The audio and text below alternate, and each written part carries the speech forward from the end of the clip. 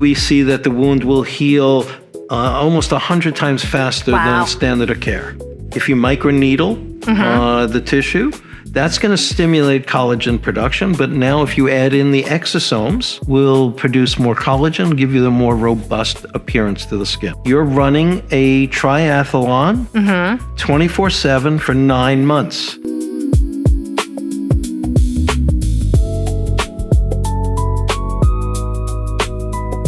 You're listening to the Biohackers World podcast.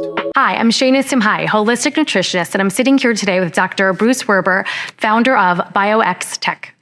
Dr. Werber, you've been in this industry for a long time, 20 plus years. And you've started out as a surgeon. You've done over 30,000 procedures, yes. And now you're in a regenerative medicine field. So I started while I was still practicing.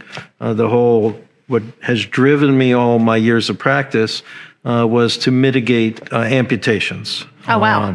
Diabetic wounds, trauma wounds, and it's always heartbreaking to talk to people and say, I'm sorry, I don't have any more tools, and I can't help you. So you found the tools to help them. That's been my journey, is trying to improve patient outcomes. That's amazing. And what led you to placentas?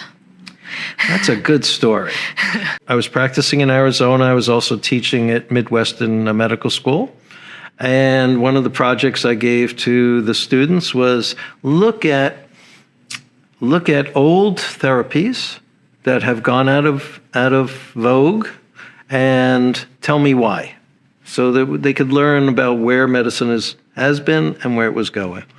And one of my students brought placental tissue to my attention, and it was fascinating. In 1905, Sabella and Davis, two physicians, had documented 500 cases of using placental tissue to heal a wide spectrum of pathologies. Wow. And so that's what started this whole adventure. So I've been blessed with growing 3 placentas in my body. Excellent. And in the holistic world, there is a lot of both hype and controversy in regards to placenta. One that, a woman now will encapsulate their placenta, dry it, encapsulate it, consume it. And then there's also this, on the medical side, there's this controversy of, well, the placenta is kind of like your liver for the baby, where it filters out all the toxic waste. What are your thoughts on both of these? I'm not sure how much is actually benefiting. Psychologically, probably quite a bit. But your stomach acid is probably destroying most of those proteins. But if it makes you feel better, God bless. As far as the function of the placenta, the placental membrane, the placental sac, they have an incredible number of functions. Protecting the baby, providing the proper environment, antimicrobial environment. You're running a triathlon 24/7 for 9 months. Well, how are you doing that? Well, what's creating that baby, those stem cells, those exosomes, are also feeding you to allow your heart to function at a higher rate 24/7. So it's a biofeedback loop, I think, is probably the best way to describe the functions of the placenta, the placental membrane, the amniotic fluid, the umbilical cord. It's all integrated with your body. For our listeners who don't necessarily know what regenerative medicine is, can you go back a step and explain what regenerative medicine is, what exosomes are, what miRNA is, and how your technology kind of advances all of this? All right, but first I have to give the details, the FDA, that I'm not making any marketing claims, I'm not selling anything, that we are working with FDA to bring these therapies across the finish line of getting a biologics license. So I have to make sure that everybody knows, though in 3 states, it has now been approved on a state level. Florida, of course, where we are, Utah and Wyoming are allowing these therapies to be used for physicians to use on their patients. Now, to answer your question, there are several different factors. So we have the growth factors, and what we find is approximately 1,500 different growth factors.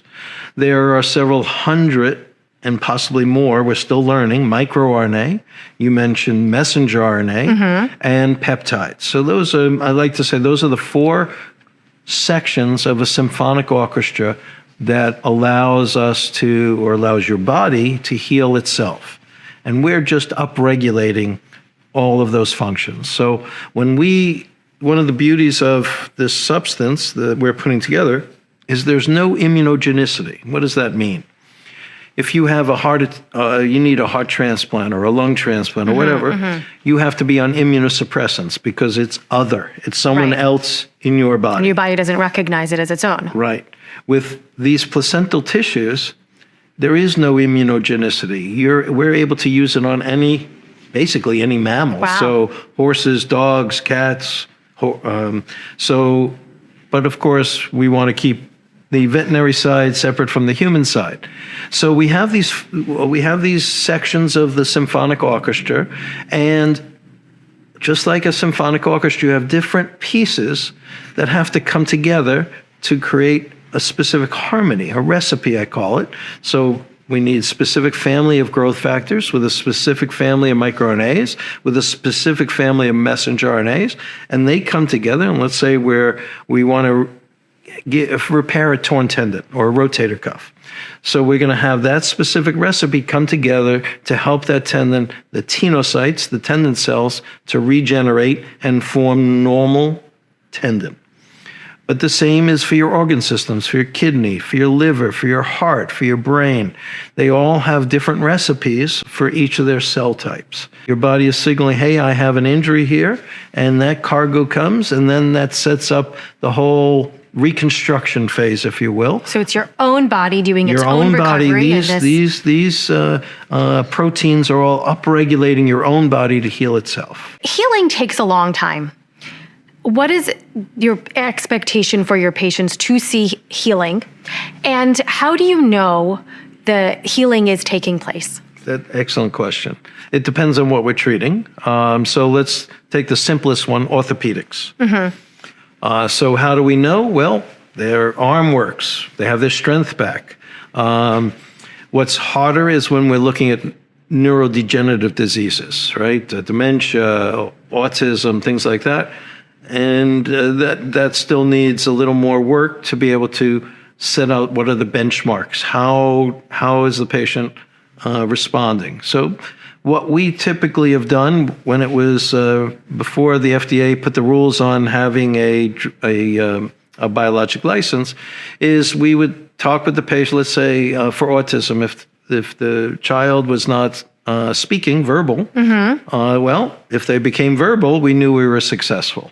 But it's a little more difficult with central nervous than it is for an orthopedic issue or a wound. So a wound typically can take months or years to heal.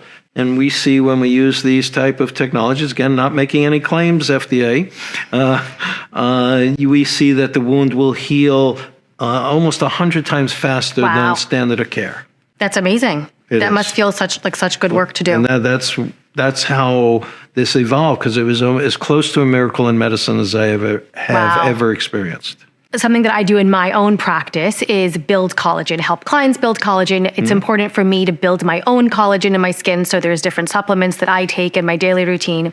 How does your technology help to build collagen without using filler and Botox and toxins and things that I don't want to do and I don't do? No, that's very, very good. Yes. So let's say for your face, you have beautiful skin, but let's say you had some fine wrinkling.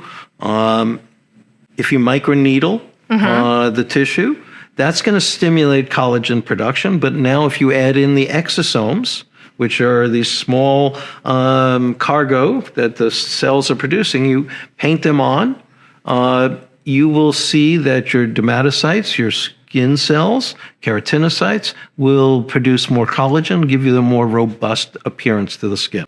So the exosomes while you do microneedling. That is correct. So it'll operate the same, and I'm not a good example, but to regrow hair.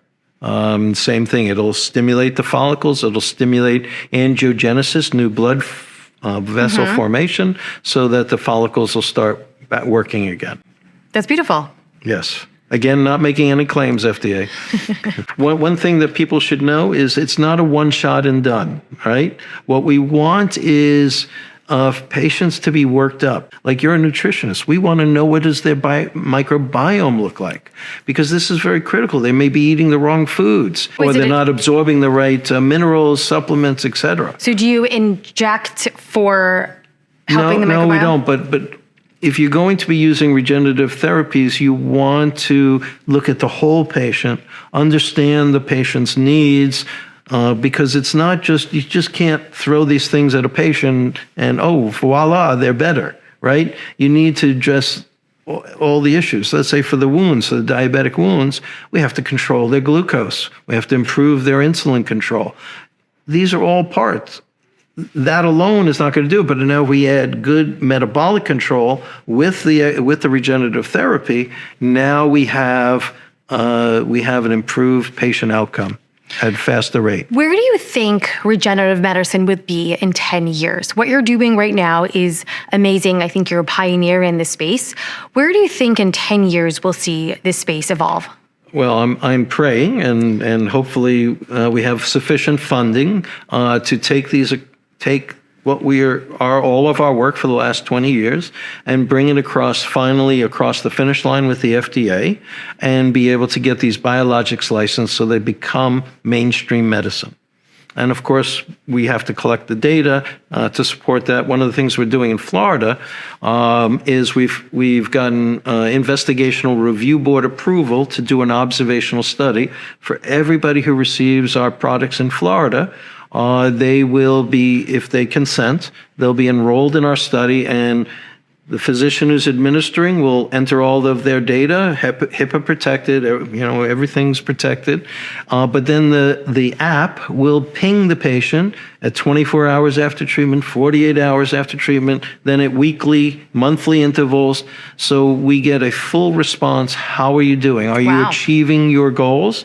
So we hopefully, if all goes well, will in the next few months have data to show FDA that, hey, this is safe and it's efficacious. That's amazing. I wish you lots of success. Thank you. Thank you so much, Dr. Werber, for coming to talk with us today. A very exciting conversation for me, and I'm excited to see the future of regenerative medicine and how our bodies can heal ourselves rather than taking external toxins and external medicines that maybe will have side effects. So this is beautiful, and I'm very excited for the future of your work. Thank you very much. Thank you. I appreciate you. Thank you.